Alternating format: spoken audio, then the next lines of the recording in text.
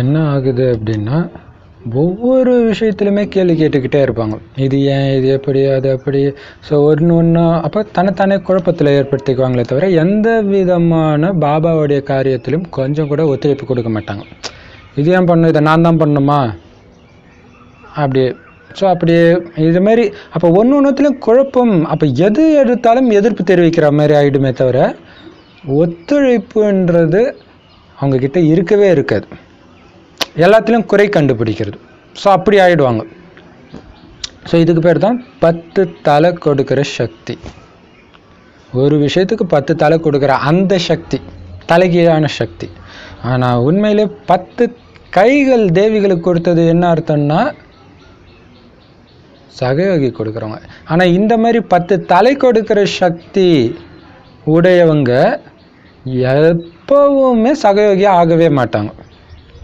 ஒவ்வொரு விஷயத்திலும் ஏன் எதுக்குன்னு கேட்டு எதிர்ப்பு தெரிவிச்சுக்கிட்டே இருப்பாங்க.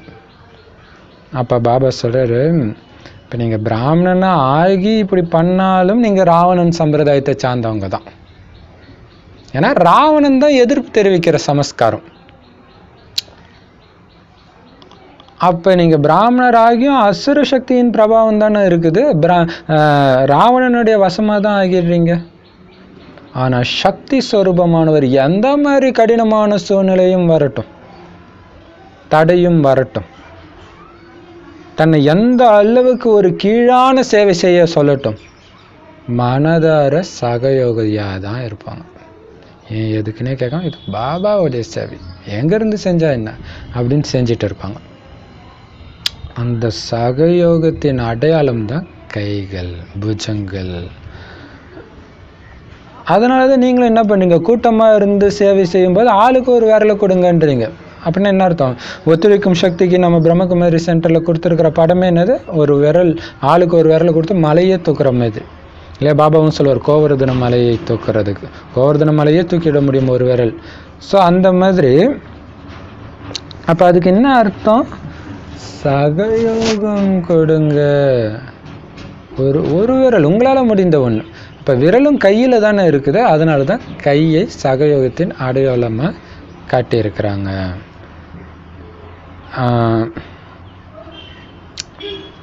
அதை இப்போ புரிஞ்சுக்கிறீங்களா? ஏன் சக்திக்கு அத்தனை கைகள், ராவணனுக்கு அத்தனை தலைகள்னு? அதனால் நீங்கள் எப்பவுமே உங்களை செக் பண்ணுங்க.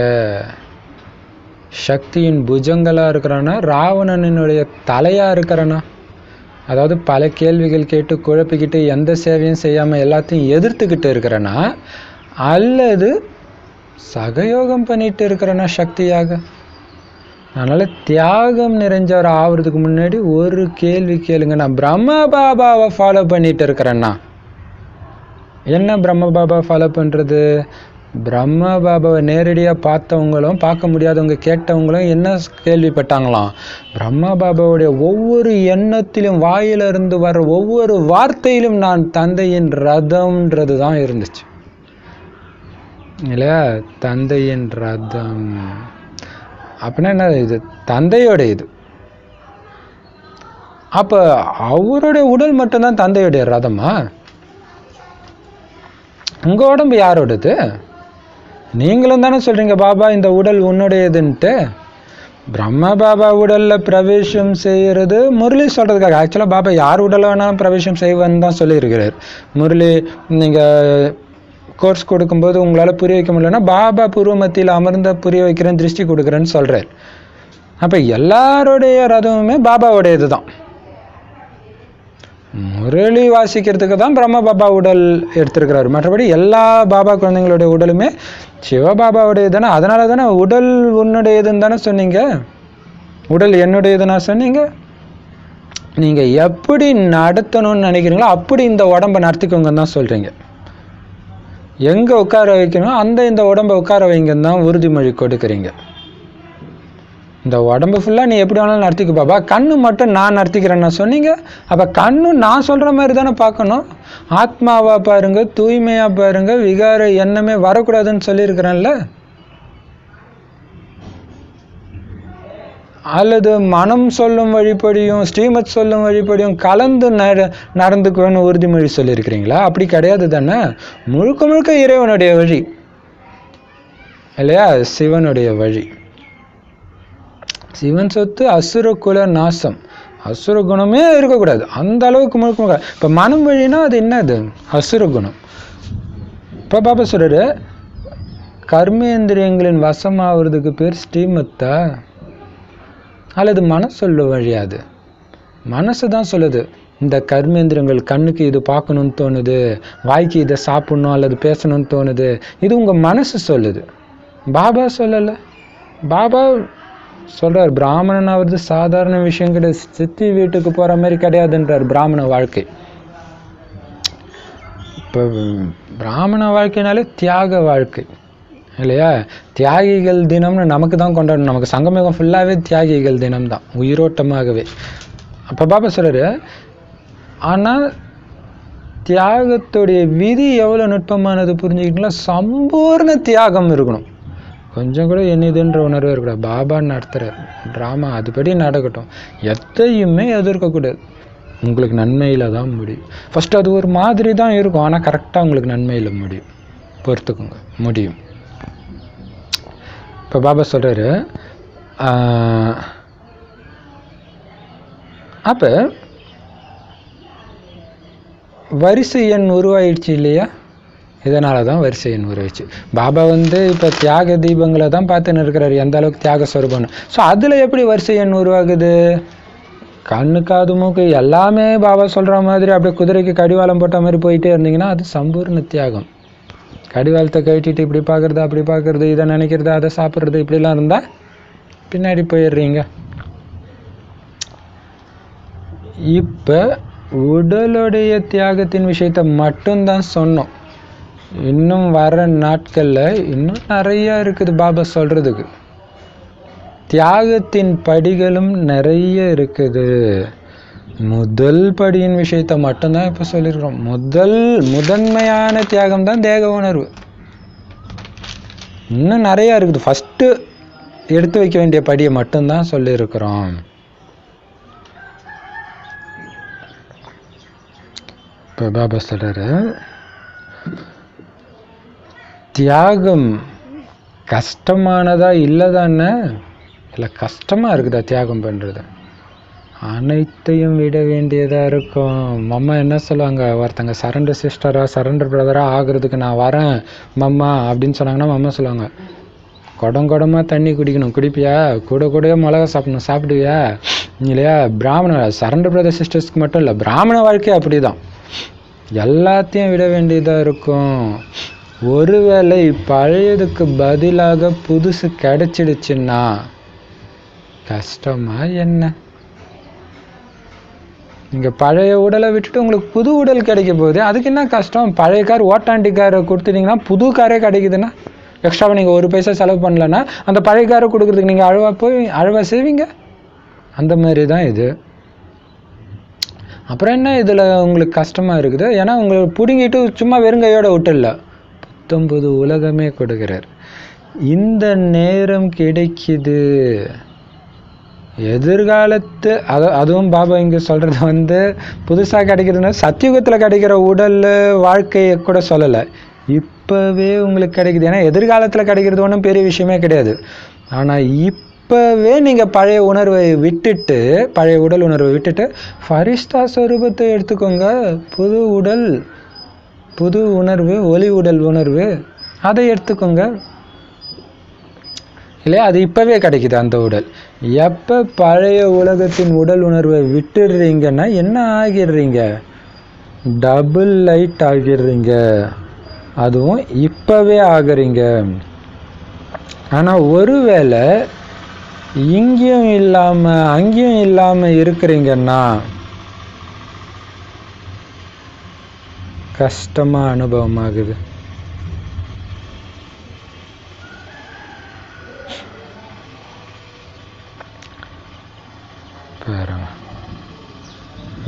பழைய உலகத்தின் உடல் உணர்வை விட்டுட்டீங்கன்னாலே என்னதான் ஆகுறீங்க?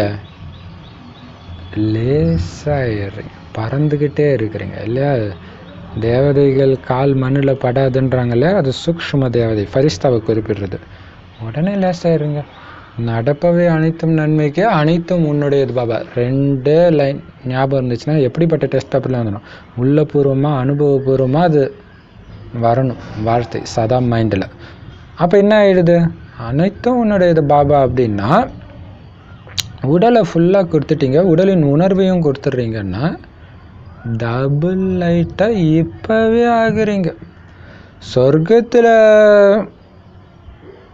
துக்கம் இல்லாமல் இருக்கிறது பெரிய விஷயம் இல்லை, ஏன்னா அது ராவணனே இல்லாத உலகம். ராவண ராஜ்யத்திலே நீங்கள் டபுள் லைட்டாக இருக்கிறீங்க.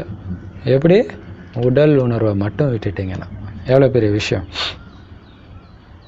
டபுள் லைட் அப்படியே லேசாக பறந்துகிட்டே இருக்கீங்க, இப்போவே ஆகுறீங்க இல்லையா. அப்படியே பறந்துக்கிட்டு சக்தி கொடுக்குற இதுலேயே உங்களுடைய கவனம்.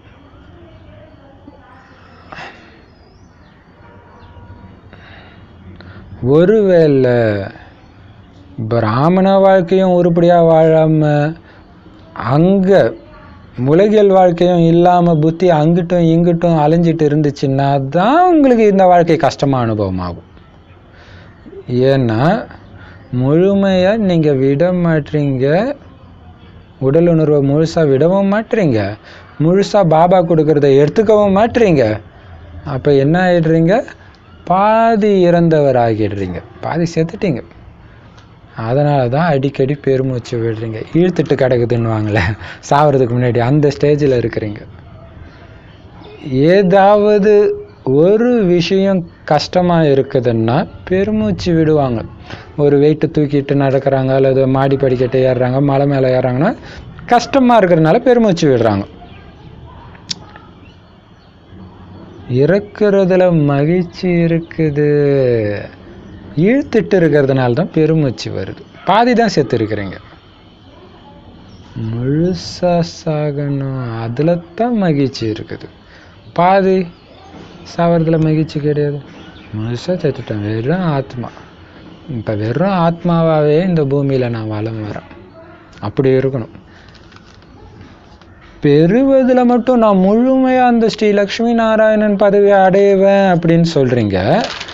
அப்போ நீங்கள் இந்த பழைய உலகத்தின் உணர்வுகளை விடுறதுல மட்டும் ஒரு உடஞ்சி போன மண்பானையை கூட விட மாட்டீங்க. விட்டால் தான் அது கிடைக்கும் இல்லையா. அதனால தான் உங்களுக்கு கஷ்டமாயிடுது. பாபா கொடுக்குறேன்றார் இல்லை, புது ட்ரெஸ்ஸை போடணும், பழைய ட்ரெஸ்ஸை கழட்டி போட்டு தான் போடணும். ஸோ அந்த மாதிரி பொதுவாக ஒருவேளை யாராவது மண்பானையை வச்சுக்கிறாங்கன்னு வச்சுக்கோங்க,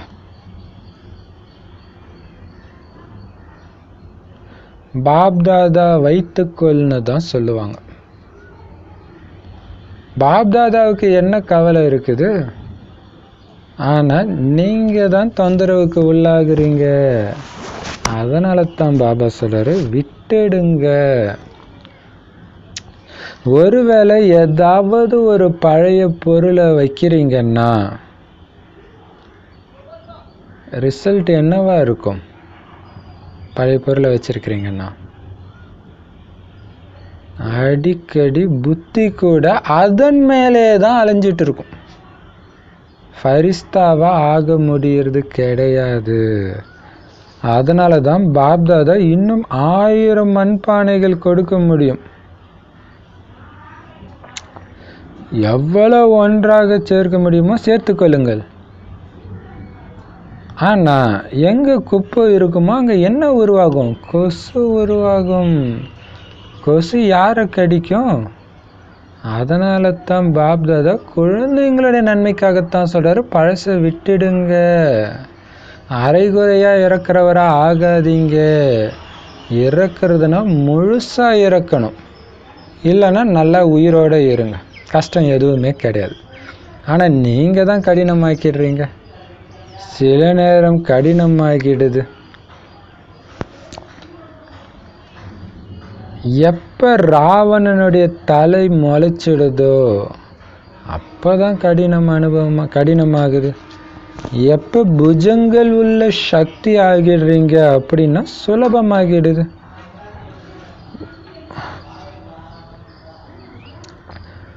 ஒரு அடியின் சகயோகம் மட்டும் கொடுக்கணும், மேலும் பல மடங்கு அடிகளின் சகயோகம் கிடைக்கிற மாதிரி.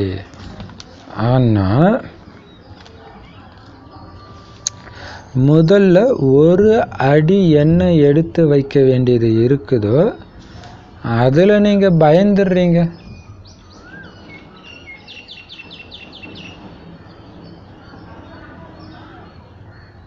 கிடைப்பதை மறந்துடுறீங்க. கொடுக்கறது தான் நினைவுக்கு வருது. அதனால தான் கஷ்டம் அனுபவமாகுது. நல்லது. சூப்பர் இல்லையா? தான் பாபா சொல்றார், கொடுக்கறதுனா ஃபுல்லாக கொடுத்துடணும். கொஞ்சம் ஒழிச்சு வச்சிங்கன்னா அது லௌகிக வாழ்க்கை மாதிரி ஆகிடும், ஆன்மீக வாழ்க்கையாக இருக்காது. அப்போ ஒழுங்காக சாகலை இல்லையா? இது மர்ஜீவா வாழ்க்கை. முழுமையாக இறக்கிறதுல தான் இன்பம். உடல் உணர்வு சுத்தமாக இல்லாமல் லேசாக இருக்க போகிறீங்க. ஆனால் நீங்கள் என்ன பண்ணுறீங்க? பாதி தான் இறக்குறீங்க. ஏதாவது ஒரு மண்பானை மேலே ஆசை, ஏதாவது ஒரு கர்மேந்திரியம் மட்டும் சஞ்சலமாகிறதுக்கு விட்டுடுறீங்க. அப்போ இது கஷ்டமாயிடுது.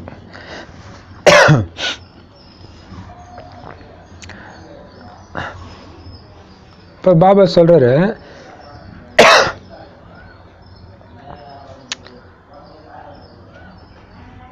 மண்பானை அவங்களே வச்சுக்கிறாங்க அப்படின்னா பாபா சொல்லுவாராம், குடுன்னு உங்ககிட்ட வந்து பிடிங்க மாட்டார். சரி வச்சுக்கோன்னு வரோம். ஏன்னா வச்சுக்கிறதுனால எனக்கு என்ன கவலை, உனக்கு தான் தொந்தரவு. இதுதான் பெரிய விஷயம் இல்லையா? பாபா சொல்றாருல, நான் சொல்றதெல்லாம் ஃபாலோ பண்ணுங்க, பண்ணாமல் போங்க. பண்ணீங்கன்னா நாராயணன் பதவி, இப்பயும் லேசாக இருப்பீங்க. இல்லாட்டினா நீங்கள் தான் சுமையை அனுபவம் செஞ்சுட்டு இருப்பீங்க. வாழ்க்கை சாரமற்றதாக இருக்கும்.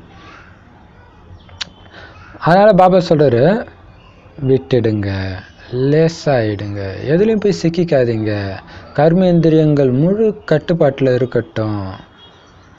அதை விட்டுட்டு நீங்கள் ஏதோ ஒரு பழைய பொருள், இந்த பழைய உலகத்தின் ஏதோ பொருள் மேலே உங்களுக்கு பற்று இருக்குது அப்படின்னா என்ன ஆகும்? புத்தி அதன் மேலே தான் அடிக்கடி அலைஞ்சிட்டு இருக்கும். அவங்க எப்படி இருக்கிறாங்க, அந்த பொருள் எப்படி இருக்குது, அந்த நிலம் எப்படி இருக்குது, அந்த நிலத்தில் எவனாவது வீடை கட்டிட்டானா, இதே மாதிரியே சிந்தனை இருந்துக்கிட்டே இருக்க போகுது. அப்போ ஃபரிஸ்தாவாக ஆகவே முடியாது இல்லையா? அதனால் பாபா சொல்கிறாரு, பாப்தாதா நினச்சா உங்களுக்கு இன்னும் இந்த மாதிரி 1000 மண்பானையை கூட கொடுக்க முடியும். எவ்வளோ வேணாலும் நீங்கள் சேர்த்து வச்சுக்கோங்க. ஆனால் அது குப்பையாச்சு. பழைய உலகத்தில் உள்ளது குப்பை தானே. குப்பை சேர்ந்தால் கொசு வந்துடுமே. கொசு உங்களை தான் கடிக்க போகுது, என்னையை கடிக்க போகுது. அதனால் உங்கள் நன்மைக்காக தான் சொல்கிறேன், பழசை விட்டுடுங்க இல்லையா? வீட்டிலையுமே கூட கண்ணாப்பின்னு துணி இருக்குது, வீடே அசுத்தமாக இருக்குதுன்னா நிறைய கொசு வந்து தங்கும். ஸோ எல்லாத்தையும் குப்பையெல்லாம் தூக்கி வெளில போடுங்கன்னு எதுக்கு சொல்கிறது? கொசு உங்களை தான் கடிக்க போகுது. அதே மாதிரி தான் இங்கேயும். அதனால் அரைக்குறையாக இறக்குறவர் ஆகாதீங்க, முழுசாக இறந்துடுங்க இல்லையா? போயிடுங்க, பாபா விட்டு போய் முழுசாக அந்த உயிரோடு இருந்துட்டு அங்கே போய் எதையாவது அனுபவிச்சுட்டு இருங்க. ஆனால் இப்போ ரெண்டும் கெட்டானா இருக்கனால எவ்வளோ கடினம் அனுபவமாகுது, மனசுக்குள்ளே எவ்வளோ உறுத்தல் வருது. ஆனால் நீங்கள் தான் கடினமாக்குறீங்க. பாபா கொடுக்குற வழி கடினமானது கிடையாது, ரொம்ப ஈஸியானது. பாபா சொல்கிறது அப்படியே கேட்கணும், அவ்வளோதான். அதனால் சில நேரம் கஷ்டமாயிடுது. அப்போ என்ன பண்ணுறீங்க? ராவணனுடைய தலை எப்பெல்லாம் முளைச்சி கேள்வி கேட்க ஆரம்பிக்குதோ அப்போ தான் கடினம் அனுபவம் ஆகுது. மற்றபடி இந்த பிராமண வாழ்க்கை கடினமான வாழ்க்கையே கிடையாது.